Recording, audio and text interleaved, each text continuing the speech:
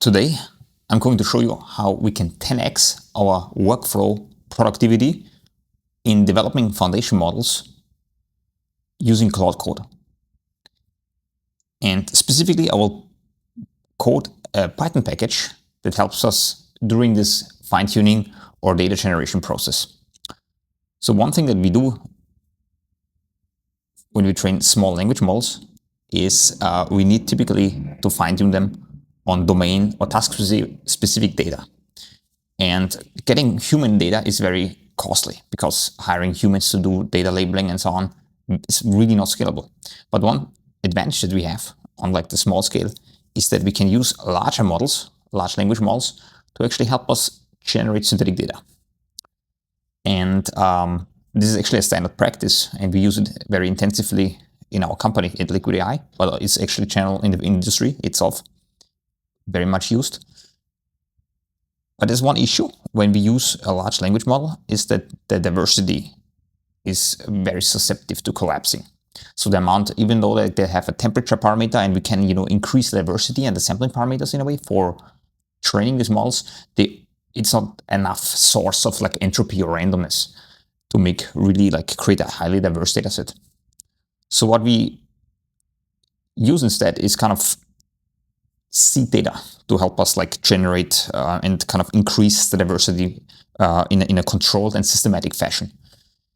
And I want to show you like two examples that are similar and to give you an idea of actually what we want to build.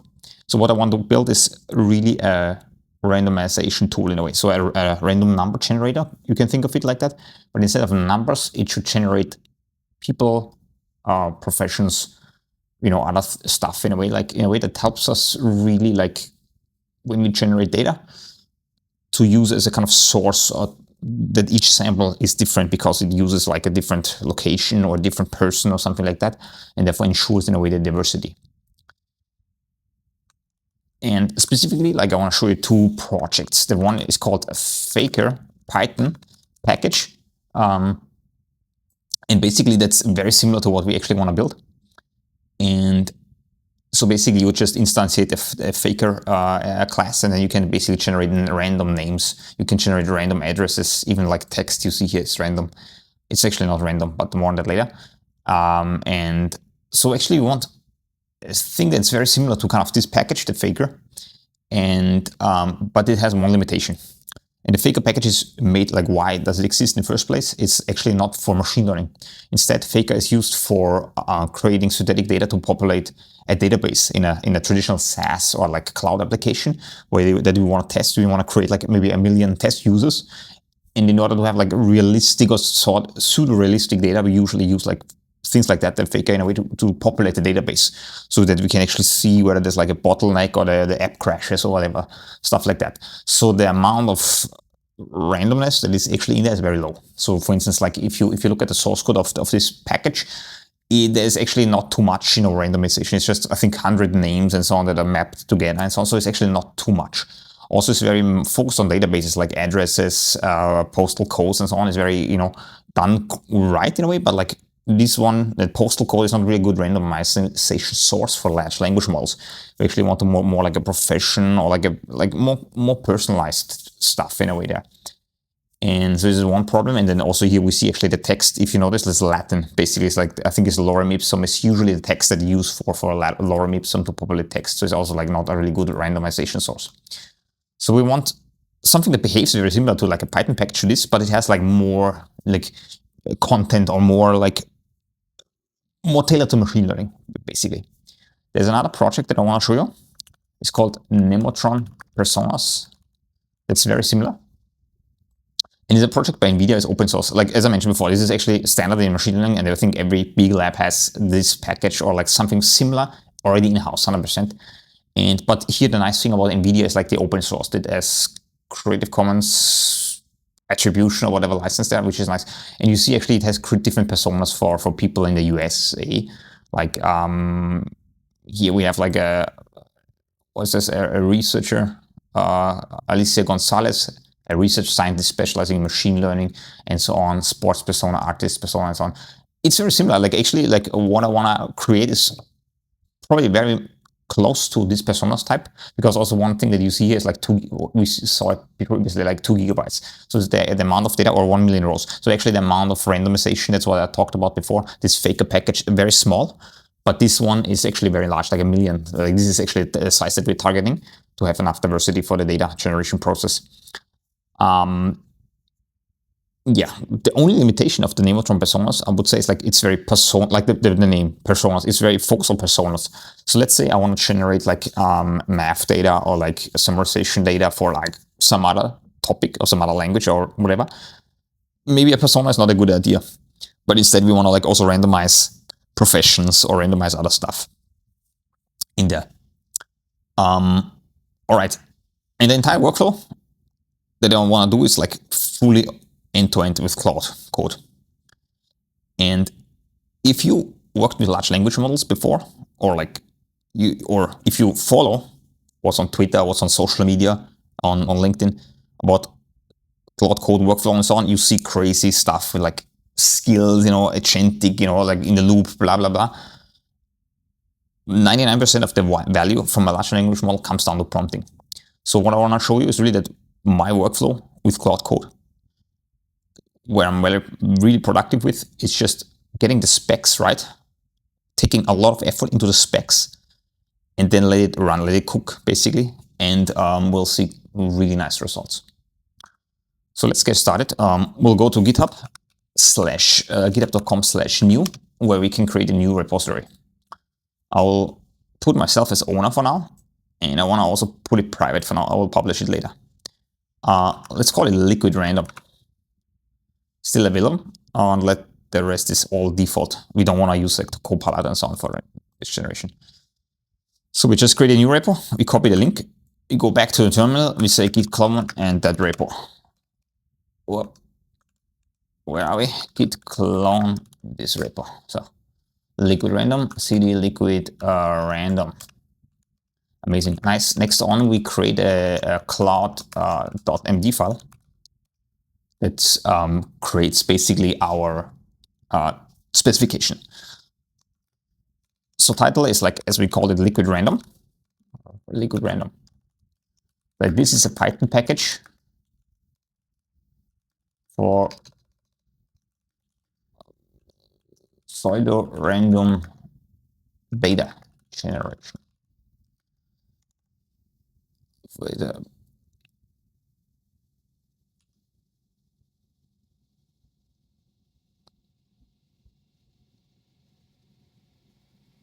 This is a Python package for pseudo-random data generation.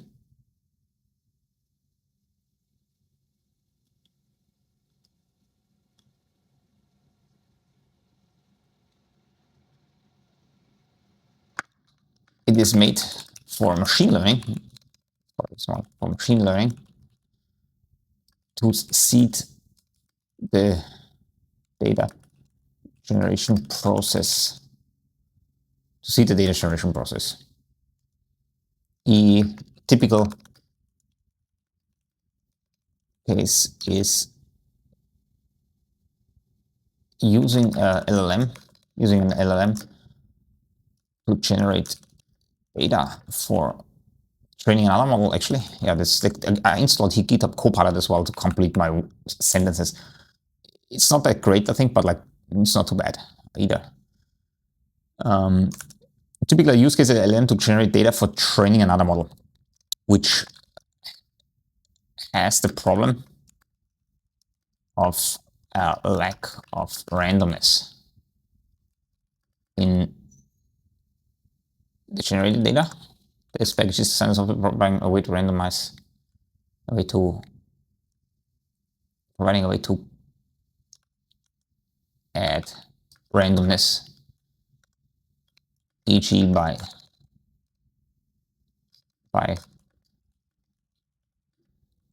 adding random personas or jobs into the prompt.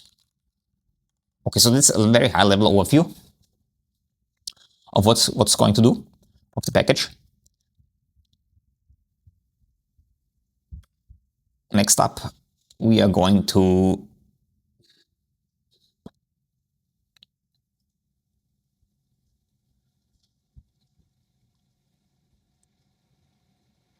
Okay, so this is fine. So this is just the overall high level view, and then we are going more into the package itself. The package. The package is called liquidrandom and will be available installed via pip. That's a good idea. We are using TY and UV for type checking and testing. No, this is not the testing package. So this is the issue I mentioned before with Copilot. Actually, it doesn't for package type checking and package dependency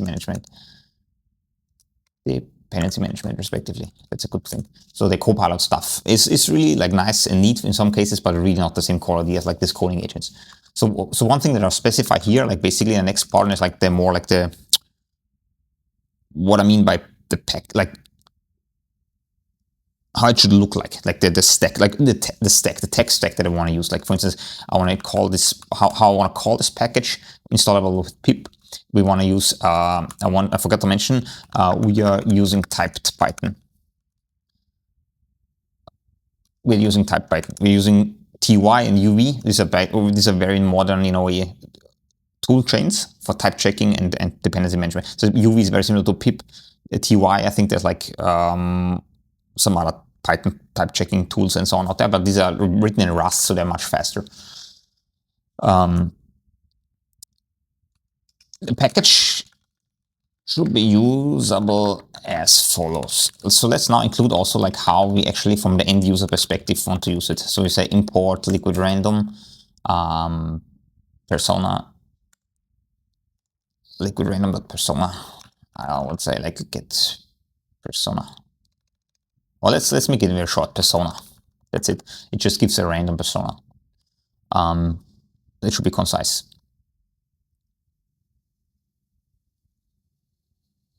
What else do we want to generate? A job. Liquidrandom job. Let's say coding task. Liquidrandom coding task. Things like that. Math problem. Math problem. Maybe it's already too specific. Let's say we want to change this line to math category. Exactly. So problem is this is already too specific, I think. So we don't want to go that level. So this is actually like, because math problem depends on really like, is this for 5-year-old or is it like for university graduate or something like that?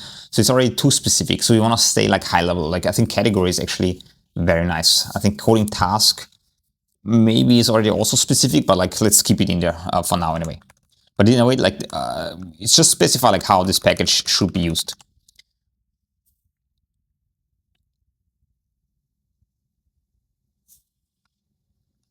One thing also like to end there, like create a pyproject.toml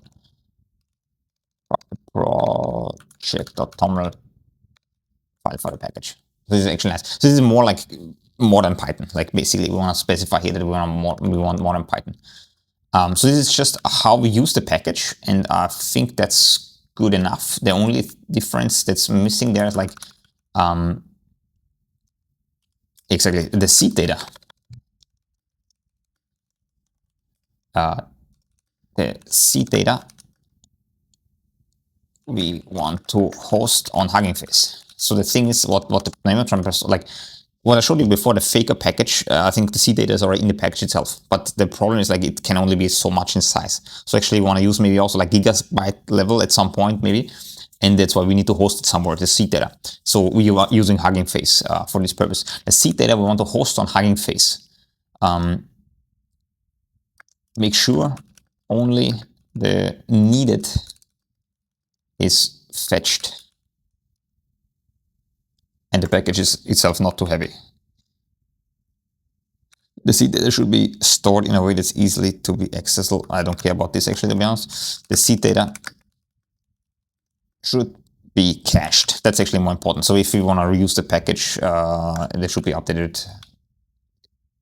It should be cached locally after the first fetch and updated regularly. I don't care this. Like the Copilot, I don't like it. This is really bad. I think they really need to improve the Copilot needs to improve a lot. Yeah, maybe don't need it anymore. So this is seed data. Should be hosted on Hugging Face. Make Druid is only fetched when it's needed actually, so we don't want to download it immediately. And it's cached, so we don't want to re-download it again. So I think that's most of it. And then the seed data generation process. This completion was actually correct from Copilot, so that's nice. Let's create a separate folder where we put the run once scripts that generate the seed data and upload it to Hugging Face. This way we can easily update the seed data if we needed. It's also not necessary. We just want to run it once. If we update it, we anyway, like we edit the code probably as well. So it shouldn't include this specification there. Uploading Hugging Face. Exactly. Like one more thing is like we want to use openrouter.ai for the generation of the seed data. So we need to blah blah blah. Exactly. I don't know like what this is here about. So we want to use openrouter for the generation of the seed data. So let's go to openrouter. And specifically, I want to use the coin model they released a big one, like this one, the 397B A17B, which is nice. And the neat thing about openrouter, why I like it a lot, is that it has a quick start tab where it shows you different ways to use it, and we're using the OpenAI Python API. So basically, you just set the base URL instead of ChatGPT or OpenAI to kind of openrouter, and you can use it, and actually it already knows that there's a reasoning model that needs a reasoning detail and blah, blah, blah. So we just copy this here and feed it into our specification document. The only thing is we need the openrouter API key, and we can actually say like, yeah, you can assume the env var open router API is set like this. We don't need this documentation for uploading to Hugging Face. Yeah, this should be already in the training data. I think Hugging Face happens on uploading to the dataset. Either let me know how to do it or use the env var HF token. I think there's a thing called HF token that gives you the stuff to host it.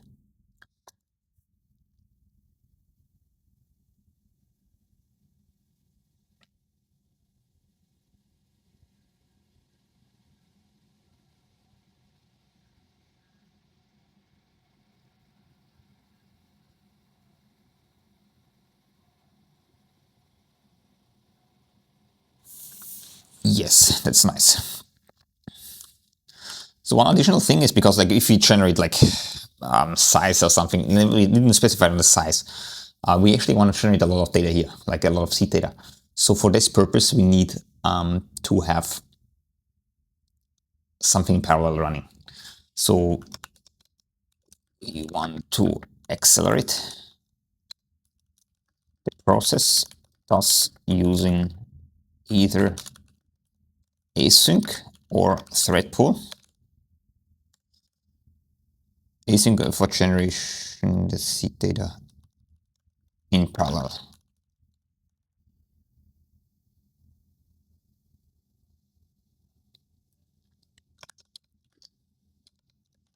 The batch size should be controllable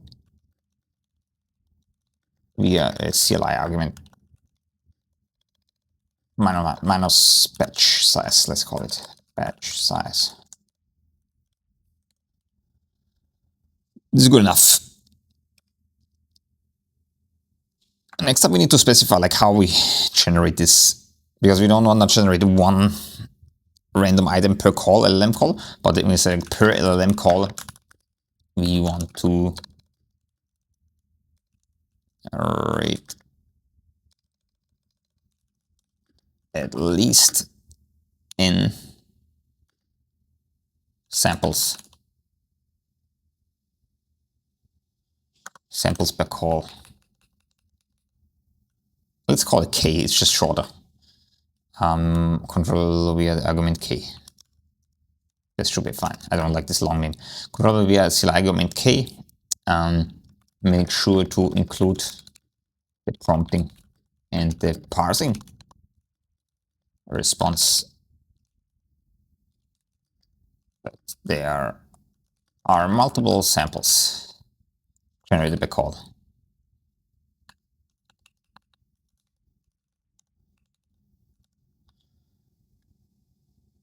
Yeah, I think that's obvious. I think we don't need this last sentence here.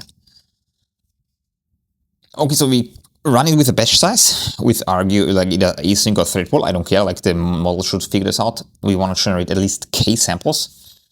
And in total, we want to generate at least n samples per category. Just make sure to include it. That this is again like not needed. So you want batch size k and then n in total. So this should be fine, I think. And then we want to set the categories of seed data. We say personas,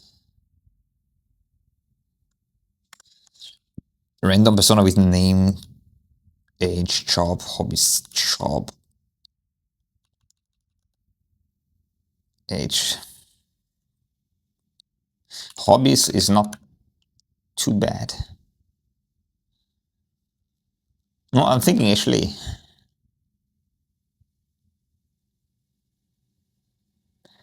name, age. I think let's break it down into separate. So instead of having a persona that's very complex, what I want to do is like create personas, create jobs, and we can actually do the cross product in a way between the two to kind of get all the different combinations.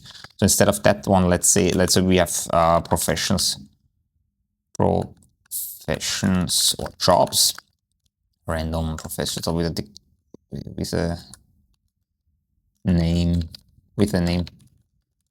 So it's actually interesting because like we have actually a name and description, and here we have also like name and age. So actually this should be typed properly as well. So this is if you go up there and see like how we actually want to use this. So the question is like, is persona a string or is that a type? Use types for types and objects. See data. But make sure, for instance, that was actually a nice completion for persona, like job, age, etc. I mean, yeah, it's a good thing like this. Like, make sure to override the string method. Exactly. This one is also a good completion from Copilot.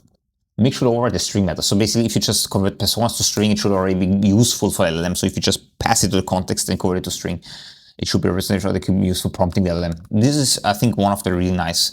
This time Copilot got it right. So maybe I should actually start doing a list how often Copilot is doing a thing right or not. But let's go back there. Like we have like math categories, random like algebra. This is actually not like.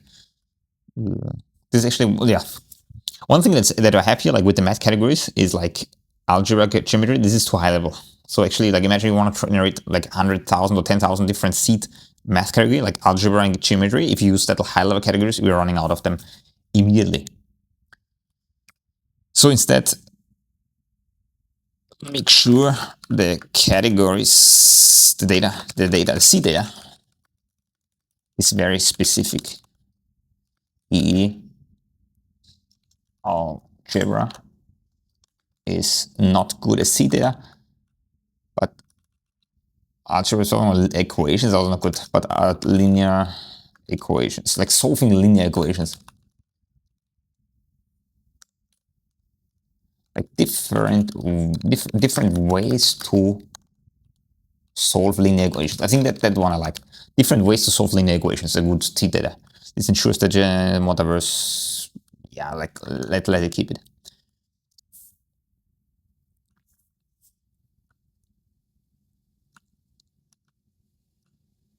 Like for the generation process, make use the rich Python library to show progress bar, to show progress, as well as the expected time of arrival. A second sentence also not needed. So it's important because like when we run this stuff, actually we want to know like how long it will run. Will it run like several days, or like is it just a 5 minutes process? So it's actually good. And usually like when I code myself like in person, I didn't usually do this because like a lot of effort and like, you know, but for the coding agents, we just tell it to do, and like it will do this annoying stuff to just make sure that we show the progress and the estimated time of arrival and those kind of things nicely. So this is really like how to call it, quality of life improvement a lot. It really dependencies and README for the run once seed generation script should be in the same folder as, no, I should be in the same folder as the scripts and different from the main package. Should not have dependencies needed for the generation. That's a good. That's fine. That's a nice way. The main actually let's go up a bit because I forgot about the README actually. So we have the package. We have liquidrandom type Python. We want to use TY UV modern workflow. We want to use a PyProject for dependencies, also like a modern stuff. This is roughly like how we want to use it. But there's one like create clear and concise readme.md, exactly how to install it, how to use it. Perfect.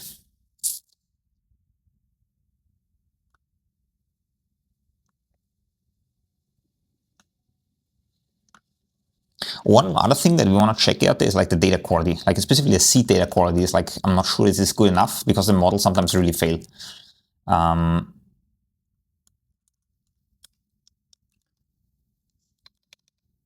It's probably here in total return like here I want to add here like after each generation block generation call, one to call the model the same LLM again to check if the generated data is good enough. It's coming back from function to check if the generated diverse. No, not the diversity.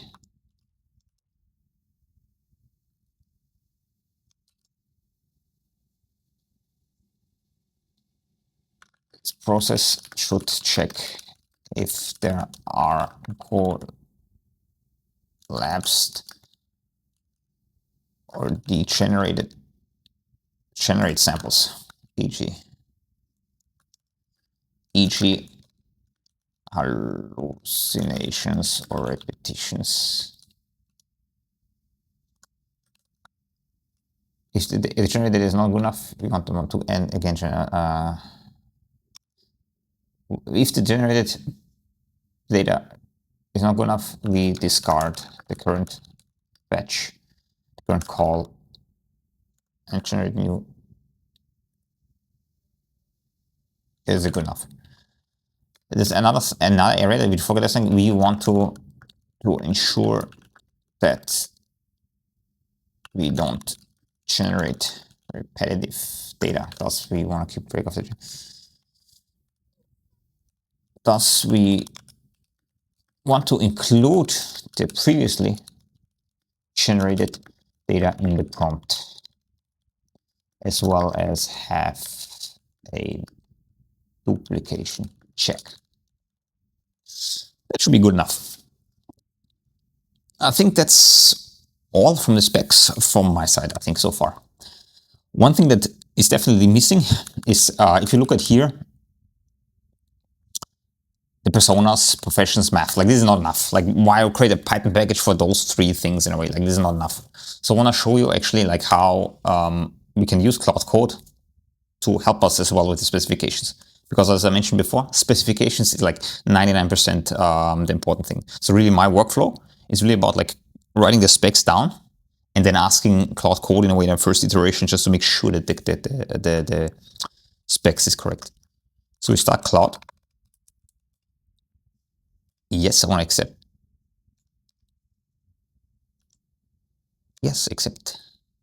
Nice. I told it to read the cloud.md file and check the types of seed data to be generated.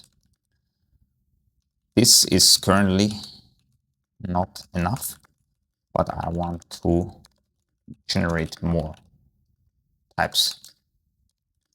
Think of other types that are useful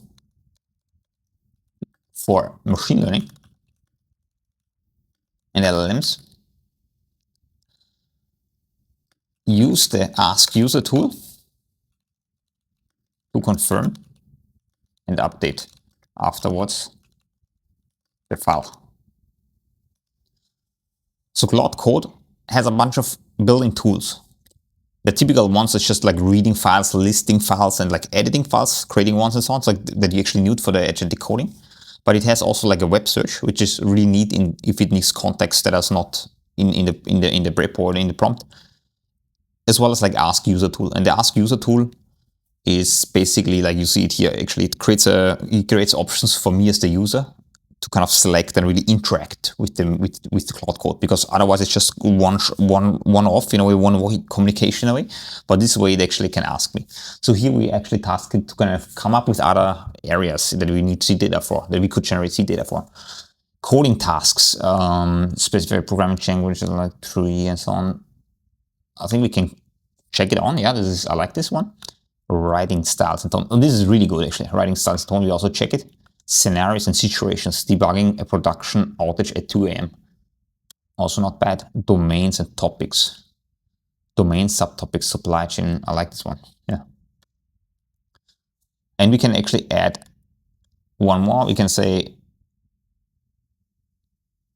I want to have science topics specifically.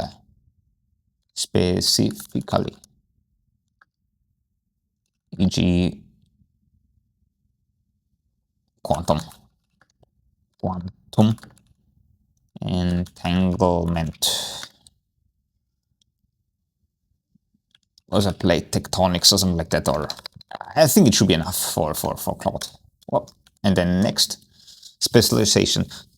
Do you also like any of these more specialized categories? Language locales, Brazilian Portuguese, informal register.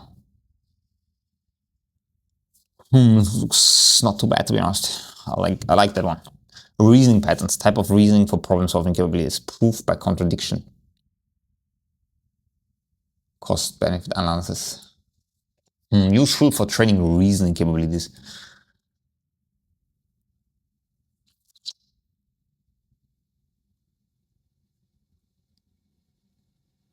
I think it's not bad actually, to be honest. Like, why not? Emotional state frustrated, but trying to stay polite. Cautious and optimistic. Also not too bad. Instruction complexity, very like vague one-liner request. Yeah, actually, these are all very good ones. Nice. And let it cook. Amazing. So now it will update the Claude. Let me update the README, the cloud.md file. It will add those things there. Nice. And descriptions, yeah, really nice. So actually, as I mentioned before, like it's really about the model now prompts itself. It helps with the prompting of this. One other area we want to use again, like the ask user tool for another category is like the kind of stuff that I pushed a bit aside here, but it's like about the parallelization and the repetition. Because like we want to generate a lot of data here. So actually, like I would like to really like add some hierarchical approach or something. Let me just ask. I want to generate a lot of seed there, e.g. 10K to 100K. Does need to ensure diversity, but also make sure we don't repeat. I was thinking about a hierarchical way to achieve this, since just linear generation may collapse or into a specific subset. That's a way. Like I wanna, like, if you just linear generate one after another, then the model will maybe spiral into like some, like it collapses or spirals into one category. Like imagine it goes into quantum. Now everything's about quantum physics, so it generates like 100k samples of quantum physics. So thinking about a hierarchical way. I'm not sure what is best here. Come up with a few ideas on how one should achieve this, and use the ask user tool to confirm before updating and including this in the file. Nice. So I have this idea, like I want to do, like, I'm scared of collapse, you know, in the generation process and so on, degenerated spiraling stuff and so on. So I have this idea, maybe there's some hierarchical way to do this. But instead of thinking about this for like hours and then maybe missing certain components, again, I want Claude Code to like think about this problem. It has already the context. So you could go out and use like the web API, the web interface and so on, to just think about and brainstorm with the model there. But like you have all of the tools and all of the things already here in the Claude Code. So you just like give it the specs, give it a way to say, hey, this is my idea that I have. Think about it and come up with like ways, but I don't want to just, you know, zero shot go at it, but I want to confirm and just check with me first. So it's thinking here a bit, already like 1 minute now. Okay, nice. Which generation strategy do you prefer for ensuring diversity of 100k samples? Hierarchical taxonomy tree recommended. So you have like science, physics, quantum mechanics, entanglement phenomena. This is actually really nice. This is actually what I like had originally in mind with this thing, like LLM generated deep taxonomy tree and so on, which is nice. Multi-axis stratified sampled. This is define orthogonal dimension per category: persona, X, age bracket, X culture, X socioeconomic, X personality type. Systematically sampled from this cross-product. Guarantees combinatorial coverage, but some combos may be nonsensical. Embedded guided adaptive generation. Generates in batches, embed all samples with a small embedding model. I don't like this one. Hybrid taxonomy, dedupe, embedding. Again, embedding, I don't like embedding. No, I think also they recommend the one, the taxonomy tree. I like this one. For deduplication specifically, which approach do you prefer? Embedding, similarity recommended, and sentence transformer. LLM-based dedupe check, string matching, fuzzy. It recommends an embedding model, but I would just go for a fuzzy string match. You know, it's good enough. You know, like those, like there's some nice Python packages out there that should be do like fast dedupe in at least like good enough way to do it. You know, and if it like the quantum entanglement that's written a slightly different way. First of all, I'm not sure the embedding model will actually capture this, but also maybe that's another source of randomness that we actually could use. Maybe it's not too bad. So I think I'm happy with the fuzzy approach.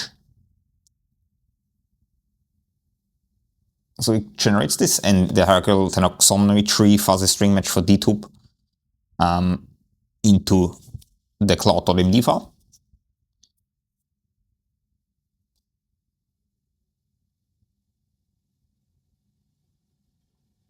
Amazing.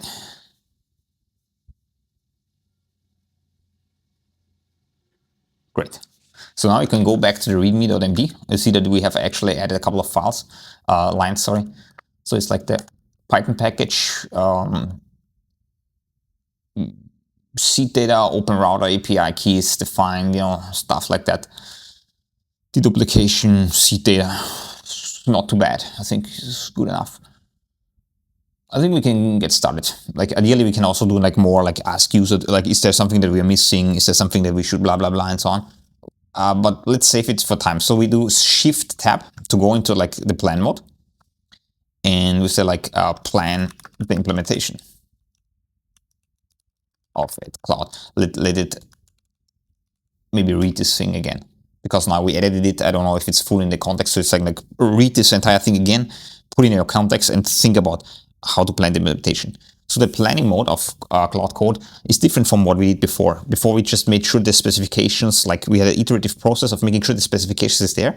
And the planning mode is just Claude, in a way, decomposing the specifications into like an implementation. So really like thinking about like, okay, we need to have like this folder, and like, okay, like how should the folder be called? So we really specify those things into a plan, into a temporary kind of plan file and so on.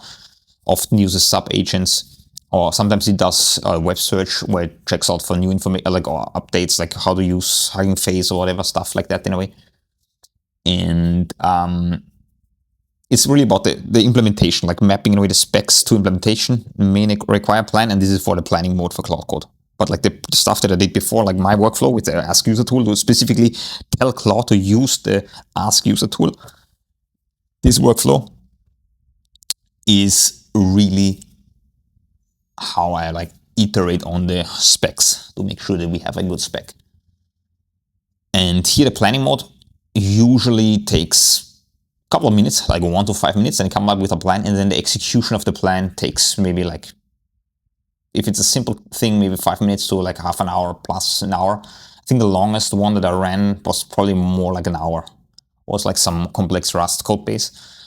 It was a bit complex in a way, but usually like that's fine, because we anyway typically do some other stuff in the background.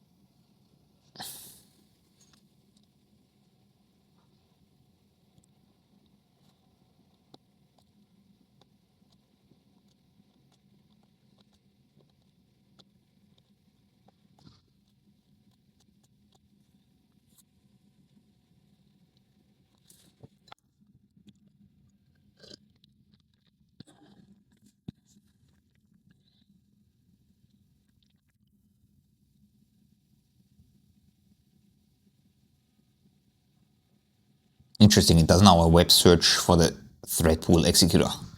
I wouldn't have imagined that this is in the training data, but yeah. It uses JSON response format, so it tries to use maybe a structure generation for Qwen 3 and so on, which is actually, to be honest, not too bad. It's a good idea. I think these big models and these modern models should be able to handle this quite well, I think.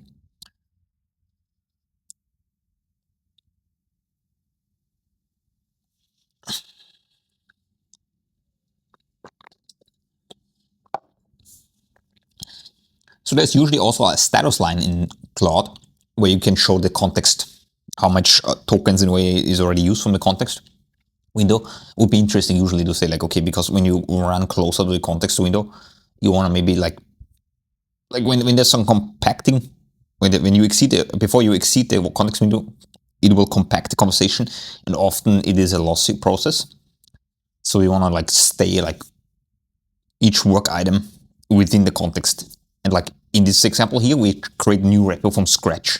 So the context is like limited. But if you imagine you work on a large code base where the model needs to read and consume a lot of stuff, and that is important, the contextual information, this becomes a problem, like how to actually decompose the task into like things where the context window doesn't explode. So it now ran already 4 minutes for just the planning step, which is quite a long time. As I mentioned before, like not uncommon completely. Like there was like 5 minutes plus I've seen in the past. But definitely some challenge seems to be.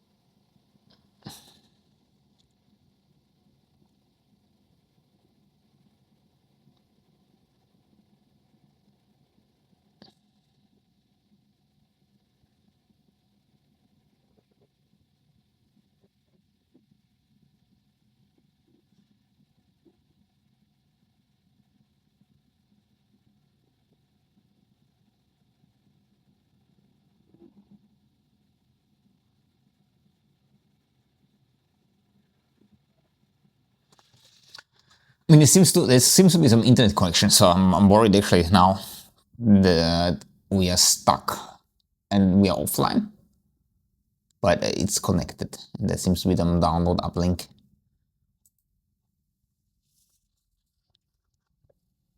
So there seems to be something happening because I'm worried that the tokens here the counter doesn't move. No idea what that means.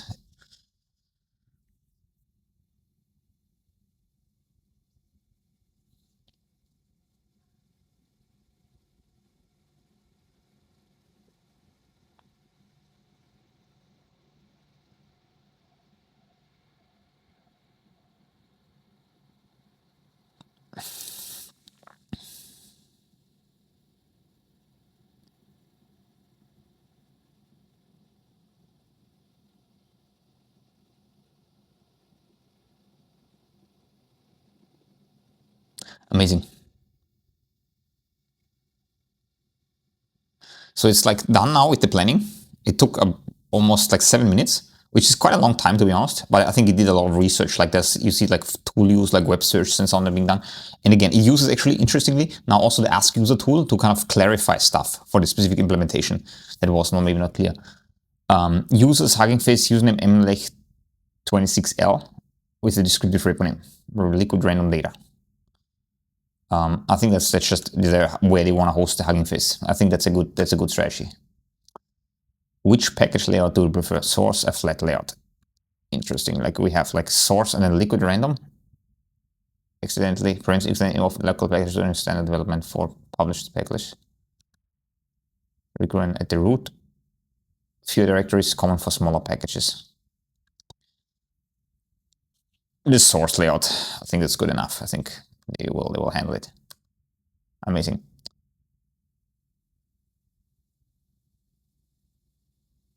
So now with the ask user tool, so it's not actually done yet with the plan. So it uses like my response with the ask user tool similarly before, but instead of updating the Claude.md file, what I specifically asked it to do previously, it now uses its own like temporary planning file, which is very similar in some sense, but as I mentioned before, it's more broken down and actually like how do you turn the specs into kind of the concrete implementation. And like, yeah, running already like 7 minutes now, the planning generation, quite a long time. It's 19K tokens generated. I think the download, like the down, is like the tokens generated. So it's quite a lot, I think, to be honest. But let's see what comes out there.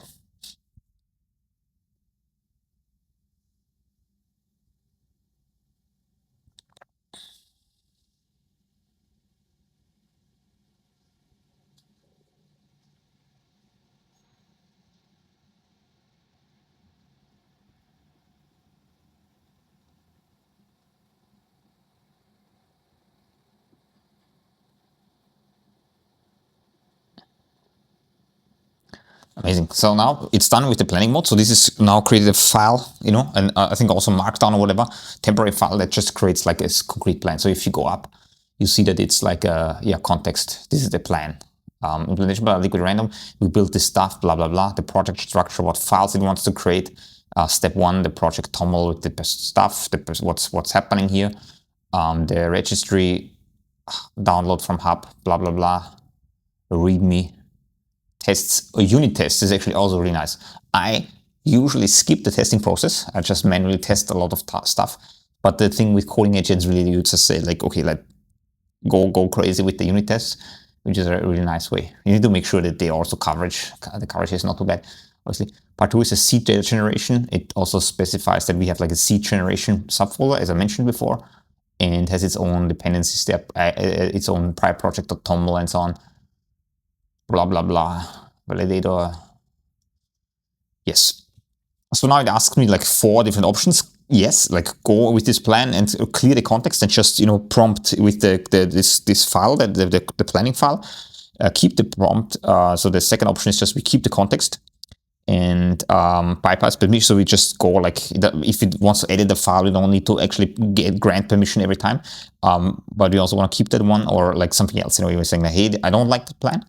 I want you to refine XYZ, then we can actually also like give it option 4 here and tell it to do something else. Here, because we actually used already a lot of context, like 29% already full just by thinking about the plan, how to generate the plan. So we want to clear context and bypass permission. So what is now running? Go and do this. I would expect this probably takes like 10 minutes plus to just do all of it, maybe even more. So you can watch it or happen that time. I don't know, like you can do stuff in the background basically. Like when this once it's starting to run a plan, usually maybe create a second tab or something like that. Do a new a second project or something else happening at the same time. So this will take a while. So yeah, see you probably like when this is done, and we can go through the results. Great. So we let it execute in the plan mode to implement the plan it made. And let's check out the results because they are now finished. Okay, great. We see that it's took almost 9 minutes, which is not too bad. Verification, there's like UV run, like the type checker, all tests passed. And also the unit tests, I assume. Import random, liquid random works. Seed generation also looks good. So let's close the Claude.md file and let's check out the repo. Let's go into the seed generation.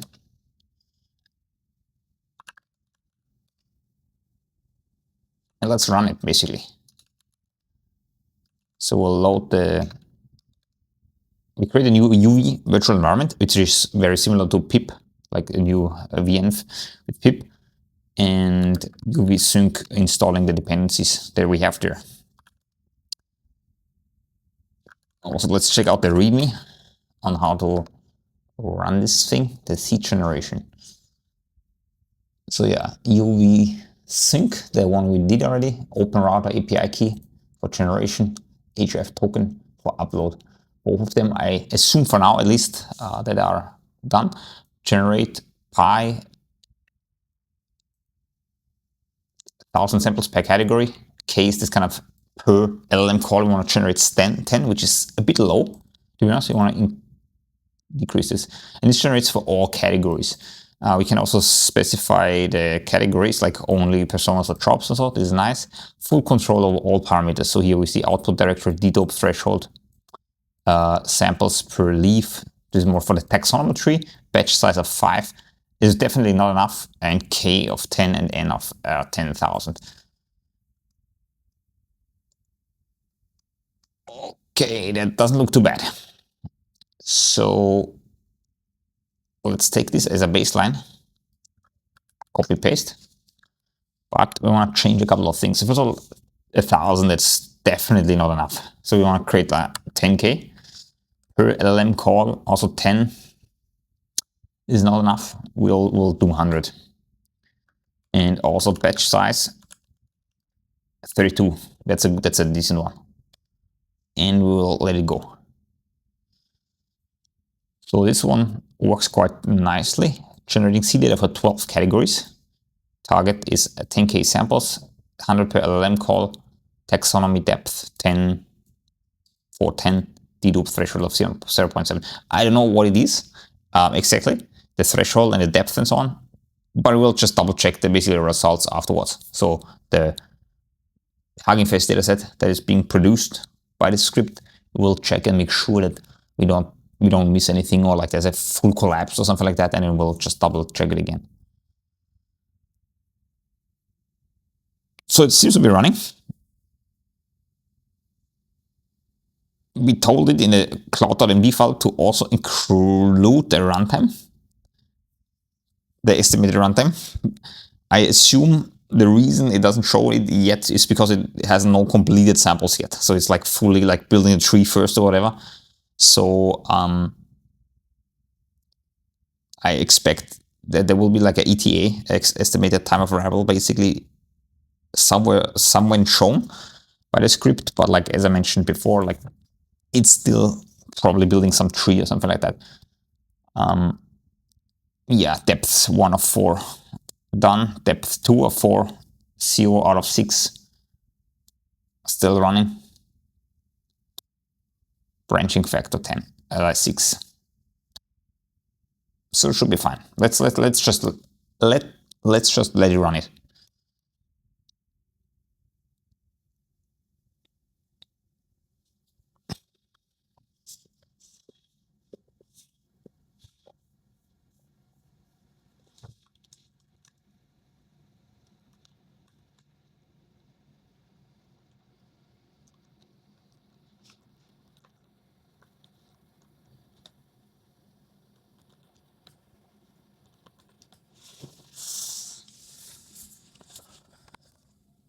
Okay, now let's just let it run it.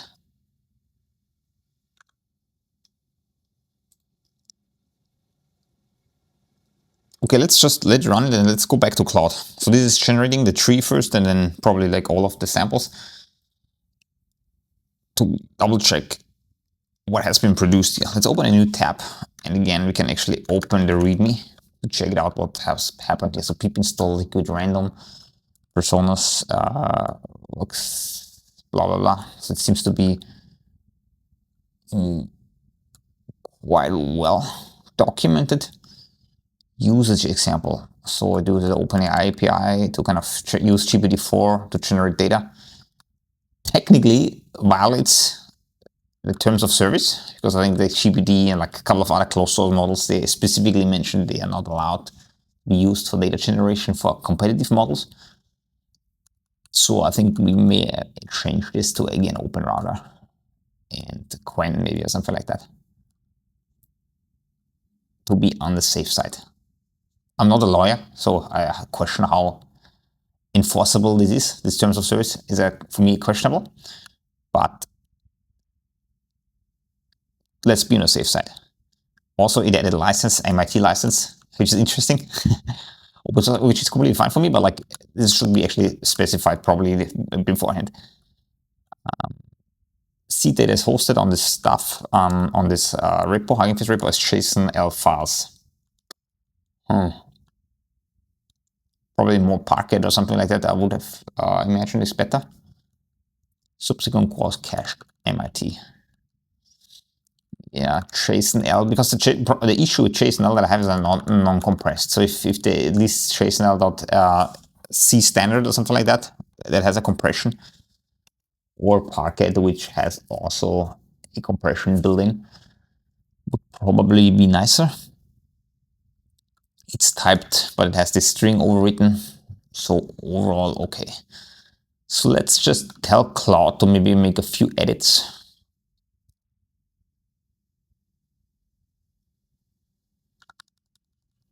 On the JSON-L. I mean, we are already generating the data, so I assume it will save as JSON-L. So changing this now probably was a bad order in executing this. But let's just ask it basically. Two things. The first one was the JSON-L, the second was the OpenAI.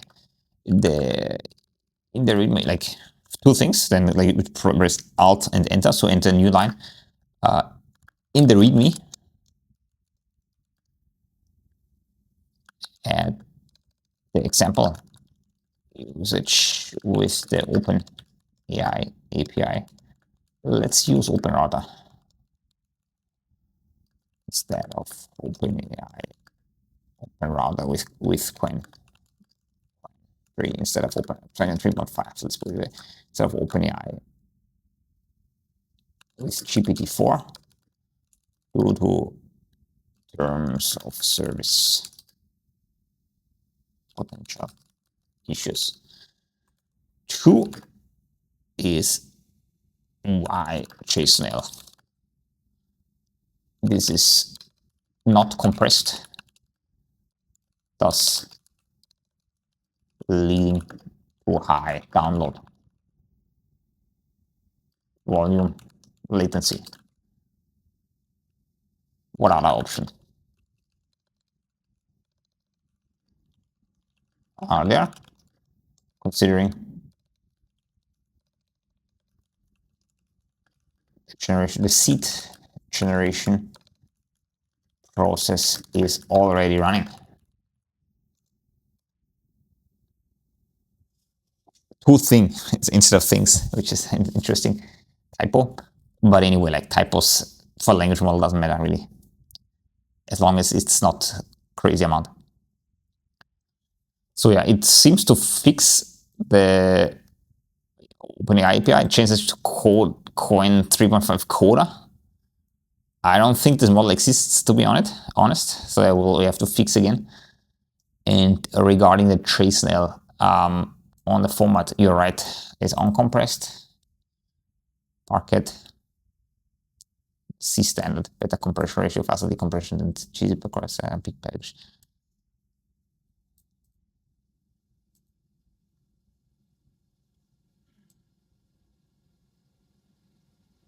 Okay, it chooses JSON-L actually, I think because of dependency issues.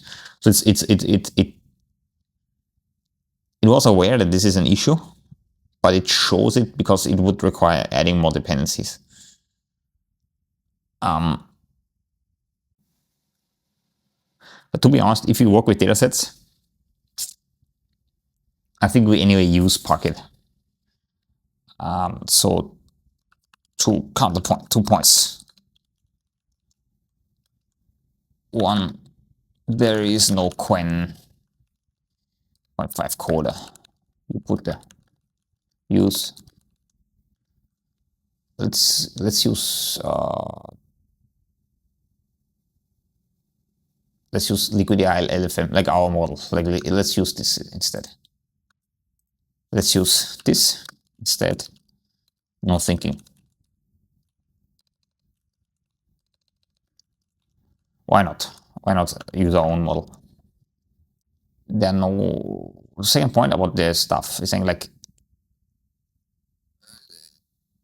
this package is used for data processing and generation.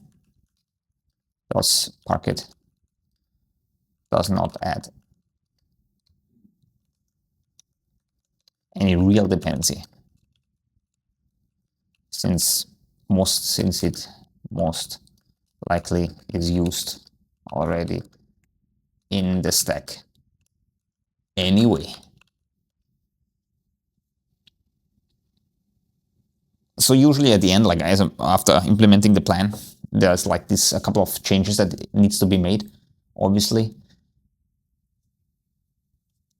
And this is usually done without the planning mode, without the ask user mode. You just have like a normal conversation by just telling it what to do.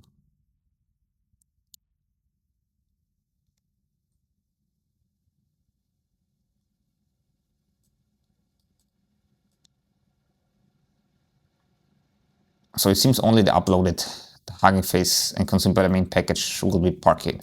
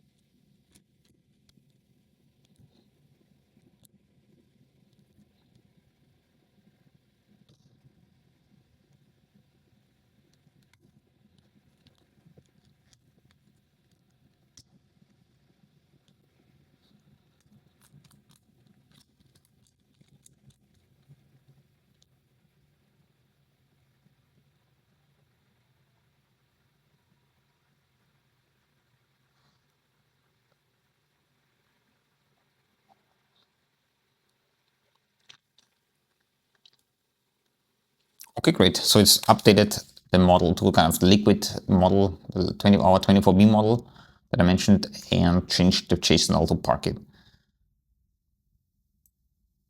The output still JSON since it's writing incremental conversion Parquet and upload time. I'm running this script. Let's ask it.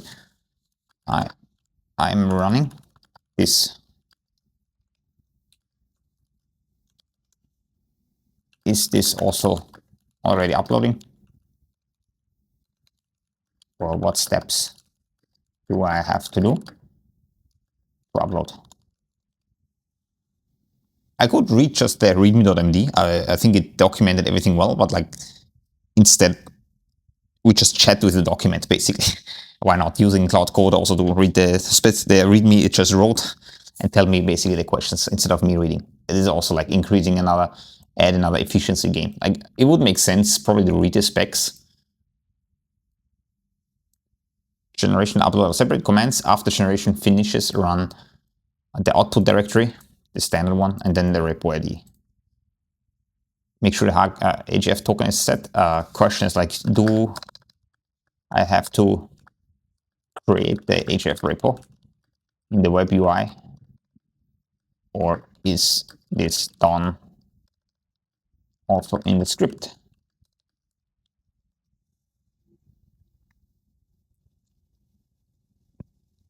The script handles it.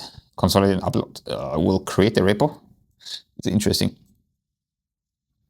And then how in the downstream package,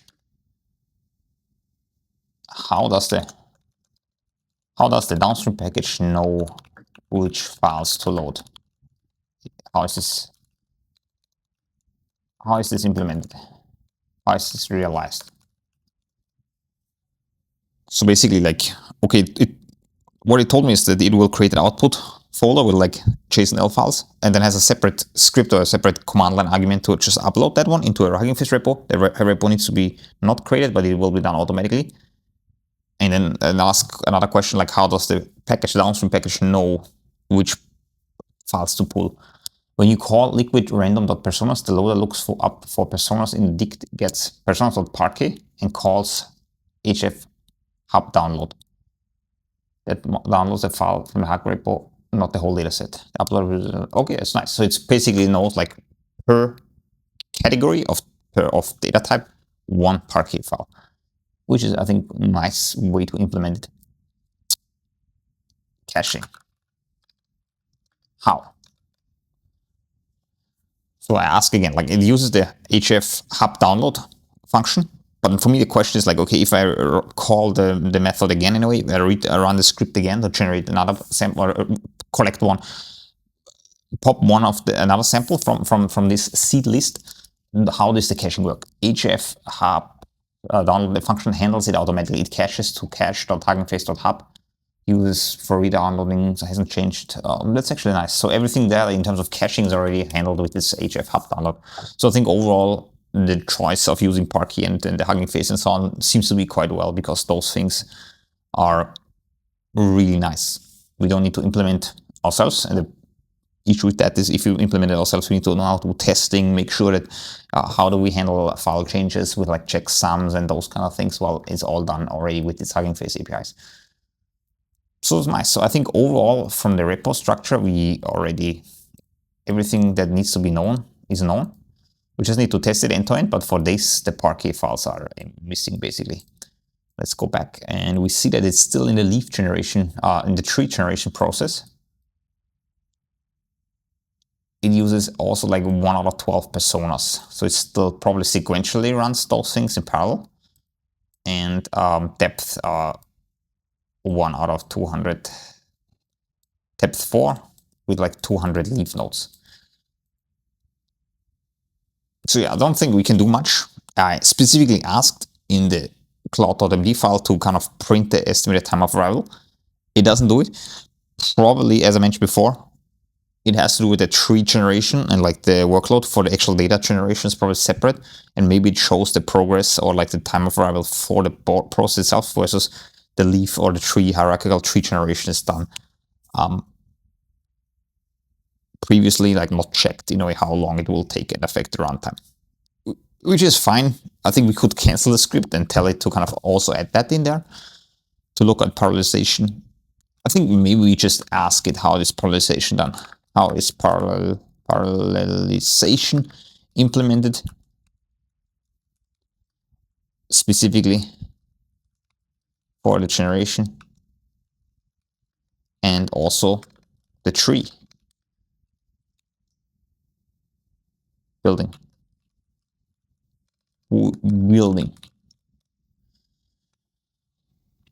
Probably we need to go, we could go into the repo, we could look at the files, how it's implemented, but yeah, again, like why? If a language model can do it, why should we do it? Okay, both use the async with the async OpenAI API to handle concurrent. So tree building expands level breadth first search. At each depth, all concurrent leaves are expanded in parallel. Okay, it's nice. So it means that basically like all the leaves, so this step 4, even though it's much more leaf nodes, so because they're running parallel or something, it should not take too much more time. Same pattern for the generation. Picks batch size incomplete leaves, fires them in the task, gathers and waits for this. So it's kind of uses async with like fires a batch size.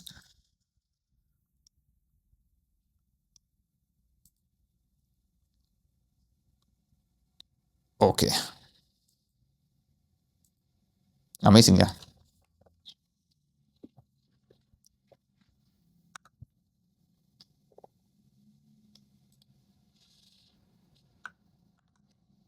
So the script is now running. As I mentioned before several times, I asked it specifically to include the estimated time of arrival. It seems to not have implemented it, at least for the tree generation. So we don't know exactly how long it will take. But I will just let it run maybe for like 1 or 2 hours in the background while doing other stuff. And we'll check back then and see what's the progress, and we'll update the video accordingly. So the seed data generation script has been running now for probably an hour, a bit more than an hour, and it ran into some issues. Let me show you. So first of all, the leaf generation took quite a while. We'll ask it whether we can improve there a bit, but then also we see a couple of errors. Interestingly, it doesn't crash, but at the same time, it does also not make any progress. So we'll cancel it. And what we'll do is just basically copy paste this entire thing into the prompt. Again, Alt Enter to new line. And I'll say 2 things. This time, things with S, plural. First, tree generation does not show any. The tree generation doesn't show any ETA. Is there a way to include this? 2, there is an error. See below, above, sorry, see above. Please fix. We'll let it itself, like, we could go analyze the error ourselves in a way, look into like, okay, what's actually causing it. But most of the time, the LLM, the agent, is able to pick it up and really get it, what doesn't work. So again, we just basically prompted add the error message there with a bit of context, and let it explore itself. So fix 1, leaf ID uses hash instead of full path to avoid file name. So this is one thing. So it does like a long string to make it, I think it saves some file or something with a long string, and that string is too long, so it like basically hashes it with like secure hash 256. Completely fine, I think. And fix 2, elapsed time column and time remain column in the taxonomy progress. That's it, that's done. Okay. Note, since file names changed, the existing sampler you interrupted won't be found. On resume, you will have to start fresh. Okay. Shouldn't matter too much because we hopefully have anyway progress pi error, right? Because we previously wanted to change from JSON-L to Parquet, we now have also different dependencies. So a simple UV sync will fix this hopefully and start the process again. So it seems actually the tree has been found actually. That's a nice thing, like reusing existing taxonomy tree, like the 1,200 leaves.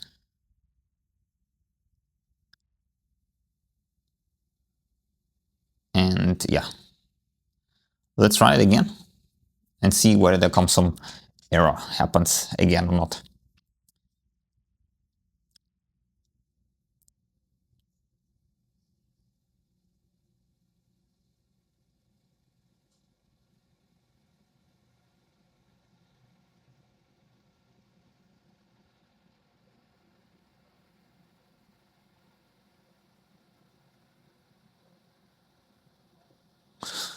So there's one interesting aspect that we see here. It seems to have like this 1,200 leaves and 10,000 samples. Let's just copy this one. I will ask Claude one thing. Again, we copy paste this here. I want to have a hypothesis, basically like, does this mean for each leaf we generate 10,000 divided by 165 samples, and each is done in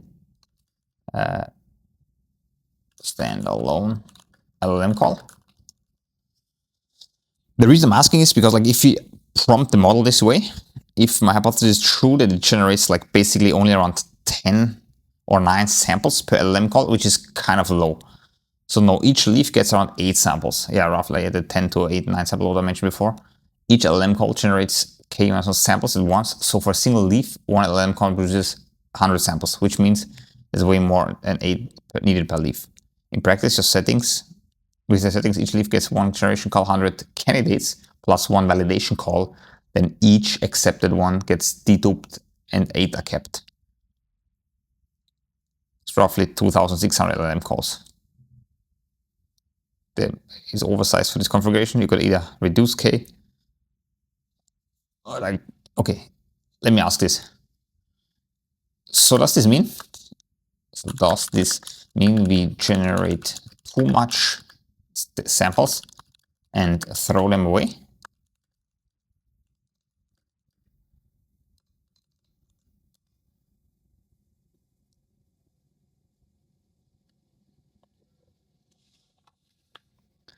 Yes, exactly. With 1,296 leaves, each needing 8 samples with per generating 100 call, you'll throw away 90% of LLM output.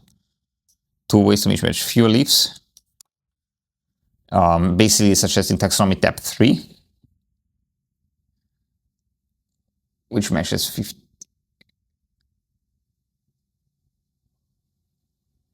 So yeah, I need to adjust this. Let's say, okay, assuming, let's do this way. Okay, assuming depth equals 4 and k equals 100, what changes do we have to make? Increasing either n or other variable.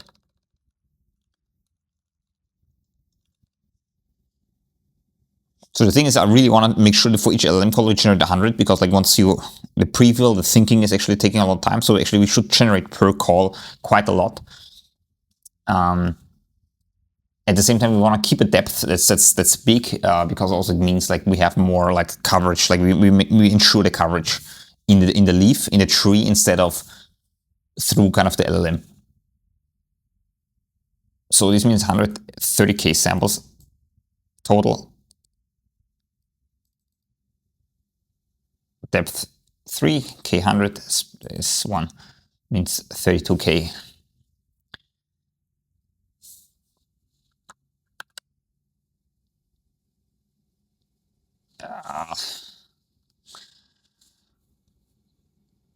So let's check actually the run, how long it takes already. So this doesn't make any progress. So there's also something weird going on. This shouldn't take 5 minutes to produce 0 out of 1,000. So there's also something weird happening here.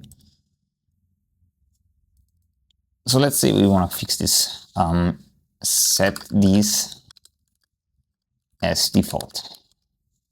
Because I think 400 LLM calls, it should be quite quick, I think.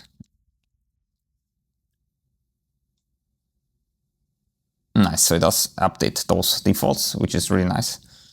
And then let's ask it another question. Cancel this, I mean, this takes so long. This takes too long without showing any progress. What's going on?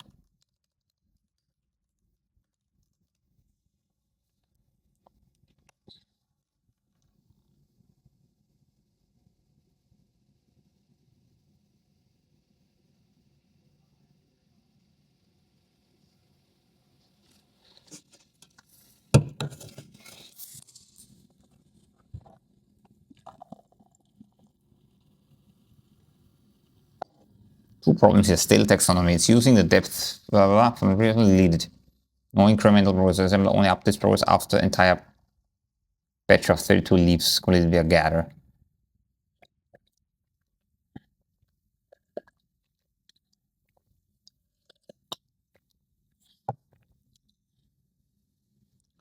Okay, let's delete the old taxonomy as well. Let's delete the old taxonomy. And how do we call this with like the defaults are Python generally use the defaults here. So let's just use the defaults. What the hell?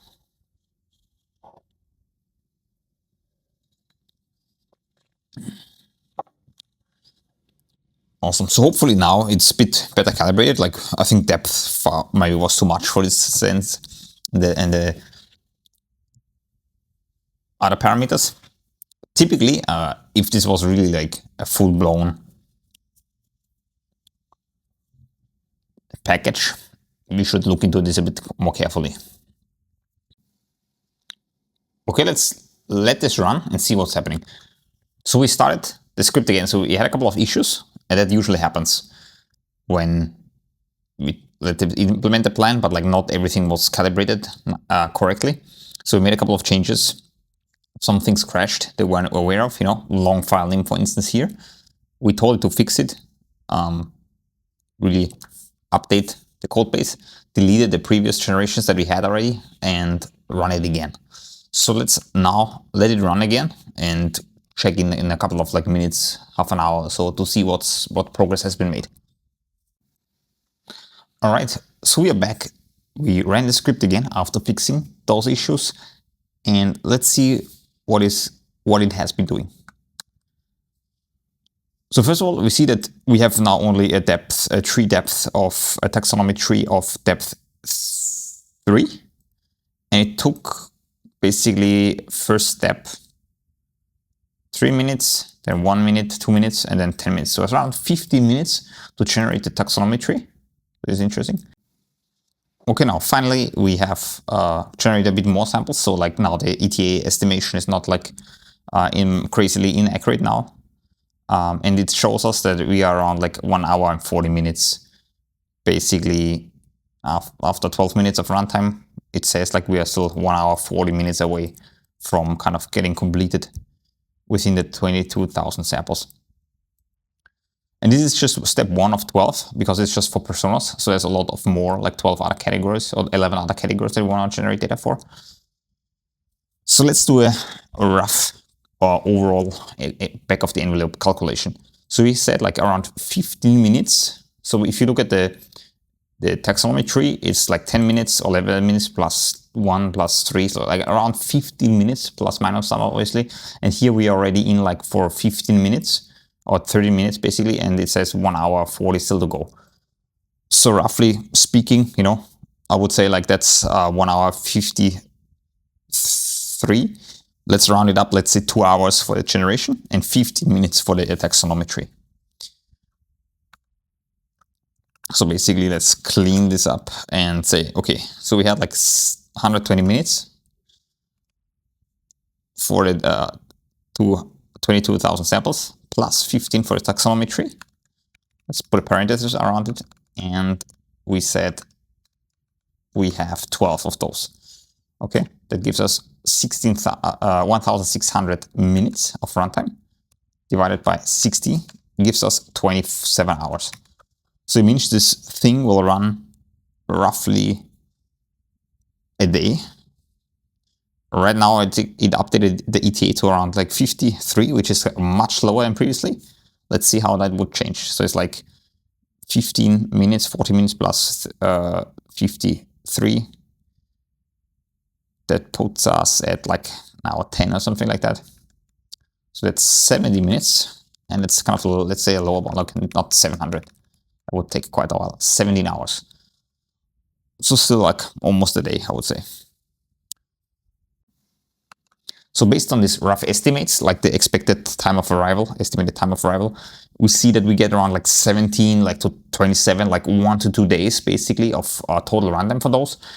The exact number probably depends a lot. Maybe at the end of the generation process, it may speed up or slow down, or like the load may change and so on. So I'd say like let's let it run for 24 hours. And like it's Friday today, so let's check in again on Monday and see what progress has been made, whether this has been completed, and we can just upload the data and finally finish the package. And also, very importantly, actually look at the data that has been generated, because just because Claude Code coded all of this nice taxonomy tree, like crazy LLM checking, you know, correctness check and so on, does not necessarily imply that this model, the data is actually the quality that we expect. So I think based on the stuff that we saw before, like the file name and so on, it didn't look too bad for these personas, but we have to see anyway. So yeah, let's check in again on Monday. All right, it's Monday and we're back. So let's check what has been done with our script over the weekend.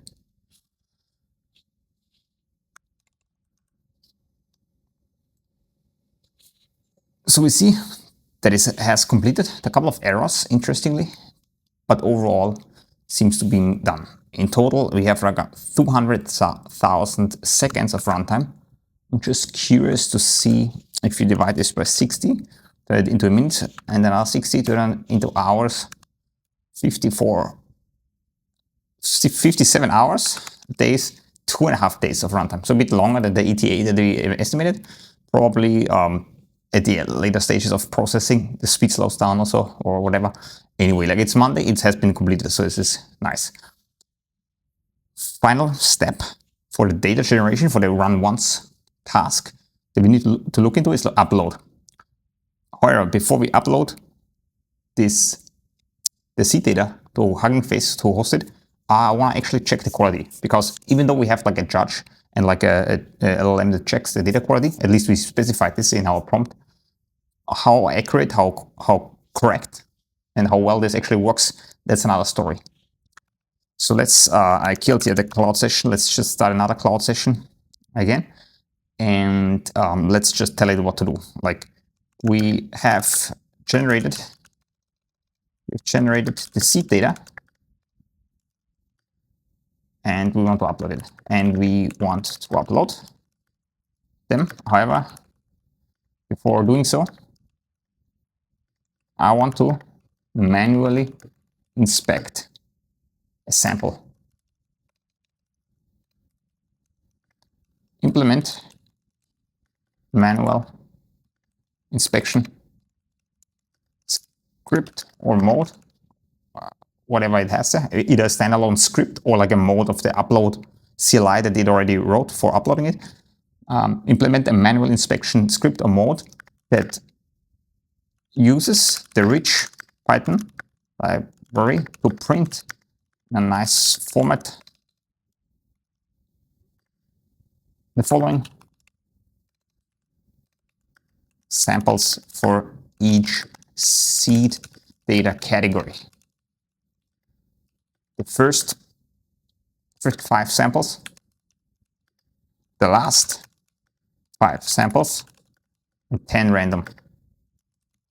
randomly chosen samples. So we want to actually have a good coverage of what's happening in the process. So we want to look at the first 5, the last 5, to ensure actually the starting process was done well. And also the last 5, so kind of when it stopped, you know, the process, we also generated in large, like if you had like very good data in the first batch and the last batch, chances are high that we have throughout the entire process a decent quality. So this gives us the boundaries. And then also we have 10 like randomly uniform in a way samples that we want to inspect, so that we see like roughly like a uniform scheme. So if the first one, the last 5 and the 10 random ones are good quality wise, they are sufficient for us, chances are high that we don't have an issue. Of course, we can go to extreme instead of 5. Maybe we want to look at the first 50 and 100 random ones. Okay, if you have more time. But just for illustrative purposes here, it should be good enough, I think, if we don't expect, or if we don't observe a big issue here. Because we actually don't need to do this just once, but we need to do this for every seed data type that we have. Do this for each of the seed data types. After another, between them, add a Python input, press any key to continue, such that the human in the loop checks in each step exactly one of the seed data categories.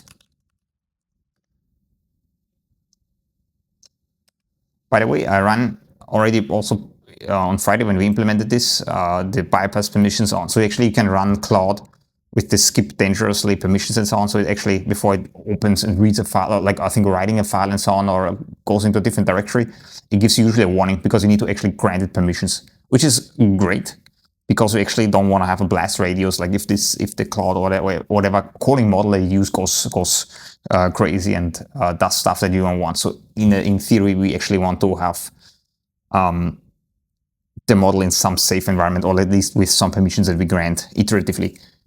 But here it's a test setting. It's just a mini PC that I have on my desk, which is separate from any like other environment that we have, separate from my laptop or any other machine that I have access to. So it's kind of the blast radius that it has here is kind of limited, I would say. But it makes life easier because you don't need to confirm every small update there. But usually, like if you work on sensitive stuff, obviously you want to keep this in place. So I didn't continue the session that we started on Friday, but I started a new Claude session. So at the moment, like the Claude doesn't have any context. The coding agent doesn't have any context. So what it does now actually needs to explore the structure actually, because it doesn't know actually what files do we have in there. There's the Claude.md. I think that's automatically added to the context, but it only includes the specs kind of, and not the directory structure and a lot of things. So it kind of needs to explore this itself.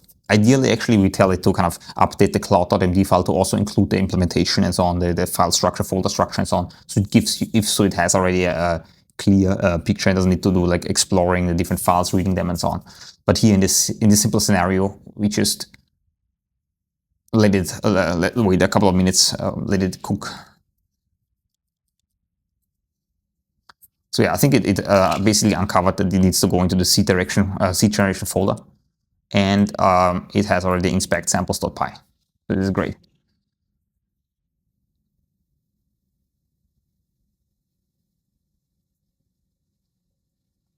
Awesome, completed it. Running with CD seed generation. So we already basically are in the other tab of the terminal in the seed generation folder. UV run Python inspect. The custom output there. So let's just do it. And we see, scroll up. The first 5 samples. So we have seed data inspector, personas, name, gender, occupation, nation. So it actually has this typed one: a female telemedicine gynecologist. It's great. Health specialist, another health specialist. Seems already the first 5 samples biased towards health, definitely. We have another telehealth gynecologist. So it's actually something that we need to look out for, whether we have like some biases there. But I think that the leaf generation, probably like, as I mentioned, like we had this hierarchy. We told it we want to have this hierarchy. Probably the first one is something with telemedicine, like medical domain in a way, remote. So definitely you see already like a strong bias here, I think. So probably want to extend this actually to more than 5 to see what's happening there. So this is already like, the data looks good. Each individual sample looks very well, like you have the age category and so on. The age is nice, the name, the origin and so on, but you already see like very strong biases in this data. So that's why I'm a bit skeptical in a way at the moment. Like we have this kind of, a lot of this telemedicine or remote, digital, you know, like a lot of like health and digital or remote. Also, if you look at the age category, you have like a very narrow band actually, from like the youngest one is like 39, the oldest one 52. So it's actually something to be concerned of. So probably need to check into a bit more detail what's happening here. The last 5 samples, we have community health midwife. Again, another community health midwife. So it's definitely not going to be looking great at the moment in terms of data quality that we have generated here. Another one, health meter. So this is really bad, actually, to be honest. Like, if this is everything about health, like I'm very concerned about the diversity of data that we have here. But let's look at the random sample. We have heritage house, proprietor, retired master, usually artisan, South Korea. So also both of them are like Far East, part-time backend developer. So this sample, the random sample, doesn't look too bad. Dance NFT creator. That's very creative. I think this is not too bad. Mindful communication coach, safety officer, an old 72. So the uniform sample that we have here doesn't look too bad, to be honest. Visual heritage consultist. There's another heritage consultist. That's another red flag, I think. We had this already, right? Heritage house.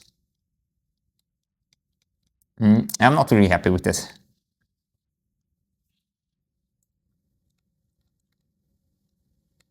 Let's just ask Claude what he thinks.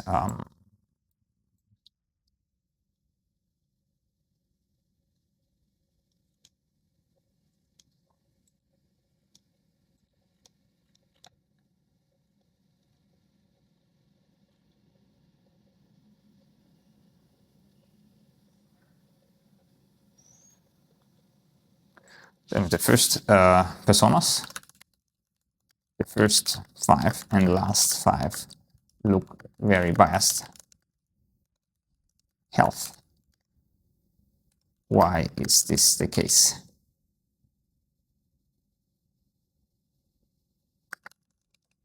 Let's just ask it. So when we go back here and we cancel it, does it help? No, it doesn't have any CLI arguments. So actually we can maybe ask to include more CLI arguments to show more than just one or the 5. As expected, the first and last 5 hash just happen to be health related leaf nodes. Okay, it's interesting. As expected, like basically like they're not actually running the order, I think, of these leaf nodes, but they're hashed.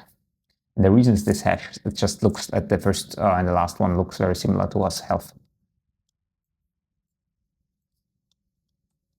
What is this doing now? I'll fix the script to shuffle all samples before selecting first last, or if this is rather tied to the arbitrary file ordering. That's great. Can you also make the middle, like make the random samples 25?